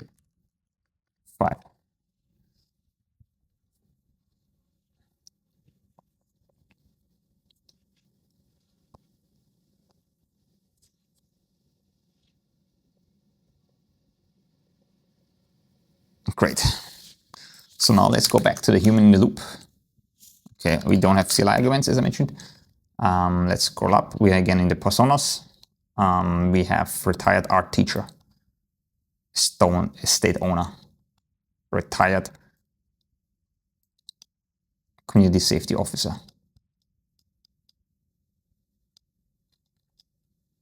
the random samples, finance coordinator, forestry director, food processor. They look good. I'm happy. Like this is good enough. Let's go to the next category. Next category is jobs. Jobs, nuclear medicine clinical licensing manager. That's very specific. Distributed foreign key enforcement engineer. Like, I don't know what this is. Luxury pen engraving layout specialist. So that's definitely diverse. So I think this tree hierarchical approach definitely added a lot of diversity in the data mix, data generation process we had here. And again, this is the, I think, last samples or the random samples. No, it's the last samples. Political ad, compliance and delivery lead. Geotextile road cutting specialist. So this is extremely narrow already. Like this is really great, I think. I'm happy with this. Next category, and we are in coding tasks, dynamic end date rules. Implement logic where available end dates depend on the selected date of the week. Yeah, why not? Hard, that's questionable, I think. Also included language. I think this can be implemented in any language, right? This is if you just post this anywhere, implement this in Python and so on. So yeah, maybe the difficulty in language, yeah, we keep it in there. Maybe it's a recommendation or something like that. But yeah, that's a different story. I wouldn't call this super hard, especially in the age of coding agents. Jersey filter and nested entity validation. Jersey container request filter. Hard. Okay, this looks already like very Java in terms of the naming of this function or module or whatever. This is definitely an endpoint for an API. Filter should query databases to verify ownership before passing control. There is constraints implement.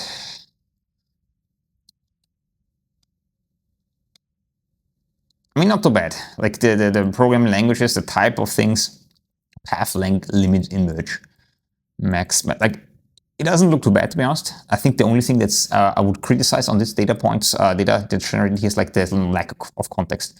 So for instance, this Jersey filter here already, like it has like some API, some location for the API and so on. And there's definitely context that's not here in the data point. So like the question is like, what do you actually do with this coding task? So yeah, there needs to be a code base and something like this. Let me put it this way. The sample here makes only really much sense if you have a corresponding code base where you actually need to implement or change this stuff. But let's keep it anyway there. Rails limit scope chaining on includes, prevent excessive scope chaining in Rails. Java, JavaScript, Python, async, write back, callback. I'll give it a thumbs up. Good enough.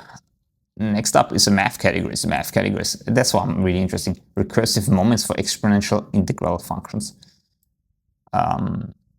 Description. Example problem. It has actually also an example problem. That's really interesting. Error bounds on regular perturbed Laplace integrals. So there's definitely everything to integral theory. Explores. I have no idea what this is. Statistical physics. It's beyond my knowledge cutoff, I would say, from a personality perspective. Your fund analysis. I think this is like, isn't it really like integers, exactly like your fund analysis? I think this is if they're not, this is not a real number, but only integers are allowed or something like that. If I remember from linear algebra class. Interesting. Topology, calculus variations.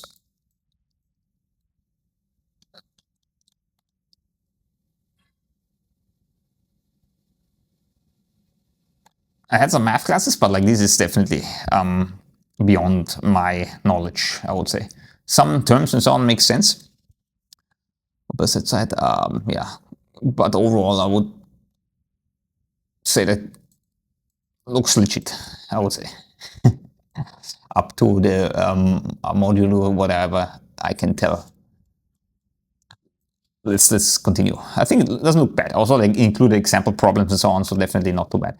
Next up, we have a writing style. So this was actually the suggestion of why we use the Ask User tool for Claude Code to actually come up with some other C data categories that I couldn't think of myself, like, or at least like brainstorm. So I asked the help of Claude Code to kind of give me some proposals. But confirm in a way, not just go all like zero shot and go at it, but really like confirm reusing the Ask User tool. And here was the writing styles: watch, face, glare, name, blinding, reflective, like characteristics, light catching, watch, noted. I have no idea what this is. Train, track, rhythm, rush, the bell toll distance. Church bell. A distant description. A distant church bell tolls, marking a death in the community. So it has to be something with like scenery or something like that, I would say, like a writing style. Like if you set like a movie script or something, you set the scenery. So I would say this one is very different from a writing style that I would have imagined. Or writing styles like write a formal letter and so on. But also there probably we don't have like the 22,000 random samples that we have here for like formal letters and so on. Microfluidic. Yeah, it's also like very specific. Component manufacturing source.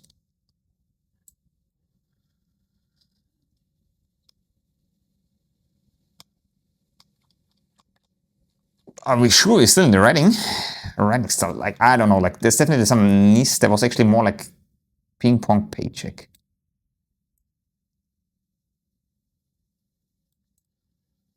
Yeah, there's definitely on the creative side, I would say. Like, I don't know where this can be used. I think, yeah, probably for writing, I think to add some diversity there, but it's definitely very creative, I would say. Let's continue. Otherwise, we'll keep doing this forever. Scenarios. This is also another one of those examples. The highlighter. MS history, primary source analysis.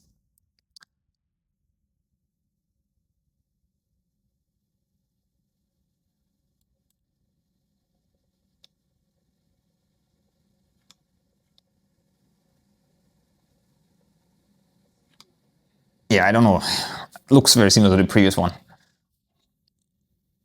Also, like, if you want to do creative writing or writing stuff, maybe it's helpful for some people. I don't know.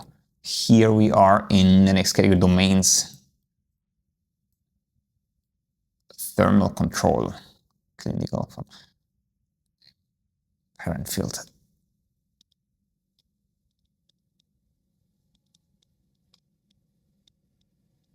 Roman. Iconography.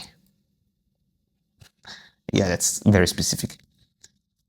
Surface chemistry. So this looks like just topics, I would say, like scientific or whatever, like topics or channel team topics. I think this is probably not too bad, like for a lot of like a more knowledge heavy data generation or other data generation process. So I wouldn't discount this one. So it's like less creative than the previous ones. It's still very creative, like it's still very diverse, but it's definitely interesting. But continue. Next one, science topics. This is actually also what I wanted the model to do, like organismic evolution and physiological systems, particle physics, linear seesaw constraints from tau to neutral ion channels. Yeah, I hope this is not hallucinated, but that's all I can say with this physics and astrophysics topics. It has a lot of physics, to be honest, but also like there's computer science and other areas. So why not? Why not? Languages.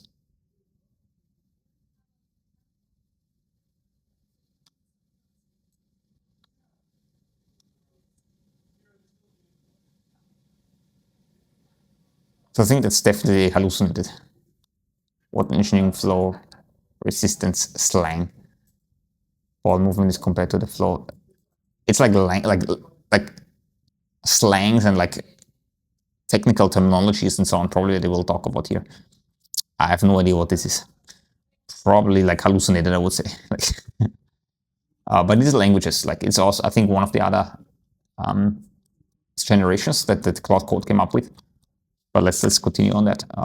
Next one is reasoning patterns, benefit package standardization, distributed agreement signaling, error cost minimization. That's also like very specific, I would say. Like this is again, it comes to logic and reasoning, so it's actually like the right categories and so on, but it's already very, very specific. But there's also like a name and there's a category: reasoning patterns, normative, ethical deliberation, value trade-off. I think with this you can already shape. If you want to really have like very diverse data in reasoning and some logics, I think this is not too bad. I think for like very small and narrow tasks and so on, this might be already too diverse in terms of reasoning capability, in terms of different chains of thought. Why not? Another category: emotional states, post-task clarity glow. Why? Who hasn't experienced that one? Victory tunnel vision. I think it's not too bad. Like but these are the first five samples, so as always, like you have most choices here. Let's look at the no, this one already. The last no, this one. These are the last five. Pathway crack follow pattern. The soap dispenser level.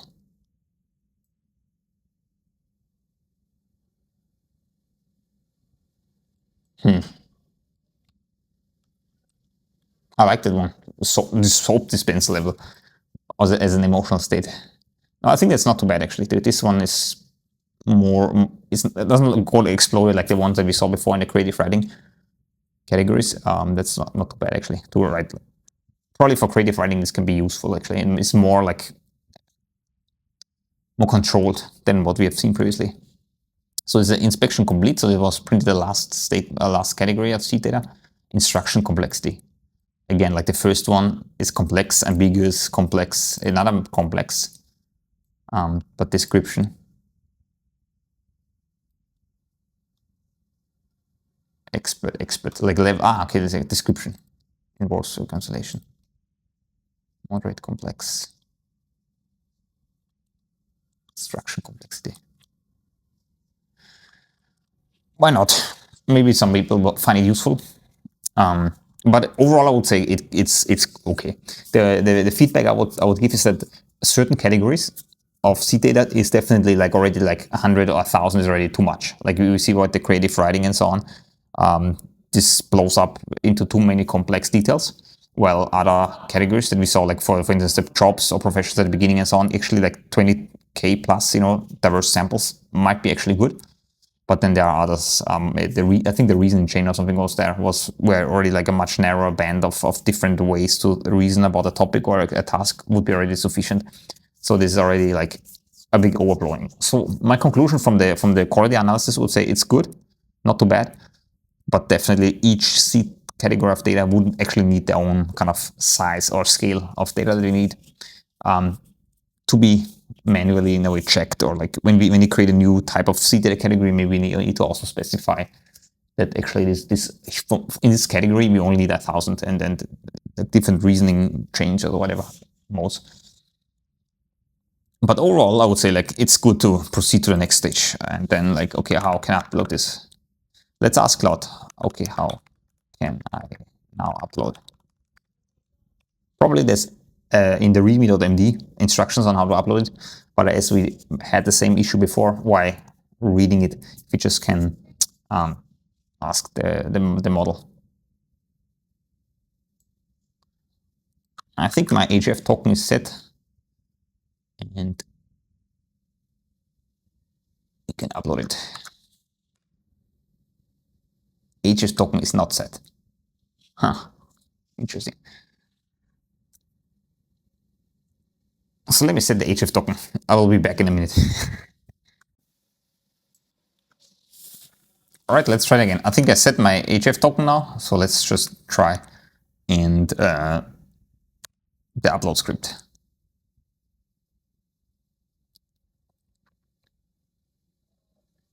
Great, we uploaded in total 342,000 samples in 12 categories to my Hugging Face account. Perfect. Okay, I now uploaded it. How to check, how to test end to end.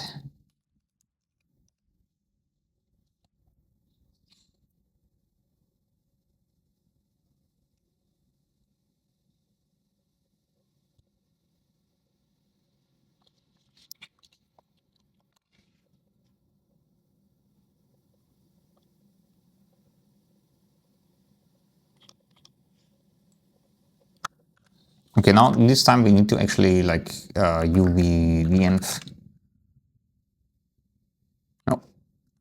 UV sync.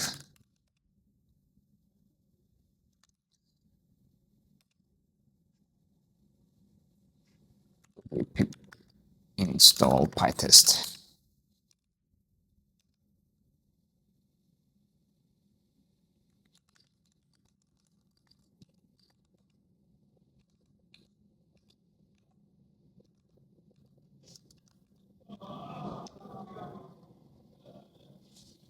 Okay, so we loaded the virtual environment, the UV one. We had to pip install PyTest to actually, it's the testing framework that's in the dependencies, which makes obviously sense. And then also UV pip install locally the repository with -e dot to install the liquidrandom package, and then execute the test loader Let's open those files actually. I don't know, I want to see what's in there. So test loader, liquidrandom patch, test models.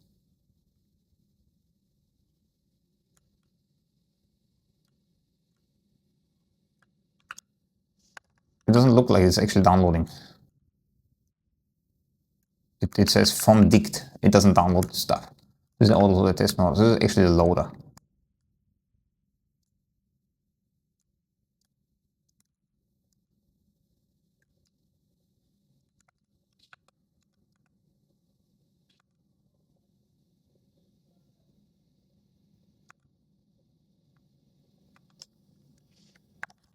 Okay, let's just ask it to create another file. Can you create another test file? Just uses the package as outlined in the README. So an end-to-end test. So this was very, ad hoc, I would say. A test made kind of to pass, doomed to pass, because it looked very, non-standard how people would use it. So let's just are instructed to create a unit test or something that really uses the package as how it will be used by the user, to not have any effect or any the weird setting or the weird way we do actually the unit test, it disturbs or changes the environment, the context, and therefore it doesn't pass at the user level.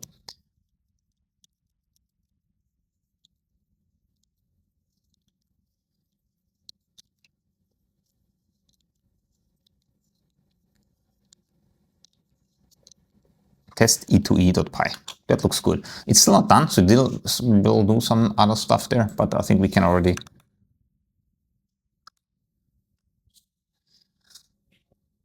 get on it.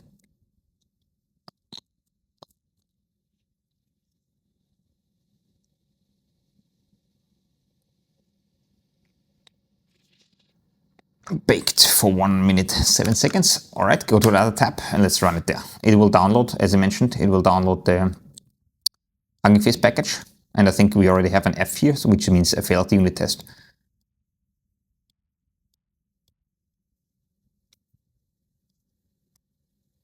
All right, what's happened? We have test personas.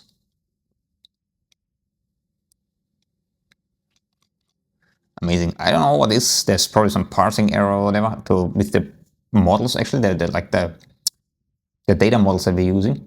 I'll just copy paste this into the context. I won't even tell it to fix it. I'll just let it. It will already know the context here. Some personas revoke have personalities raised null in the data. From dict methods need to handle null. Perfect.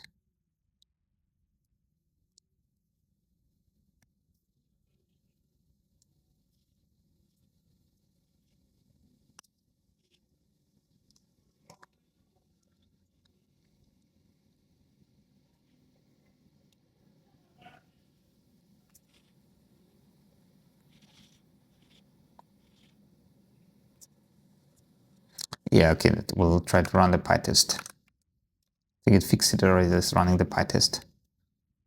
All right, we can just cancel it already. I did it already. So we cancel Claude Code because we say, hey, I ran it already in the PyTest in the tab.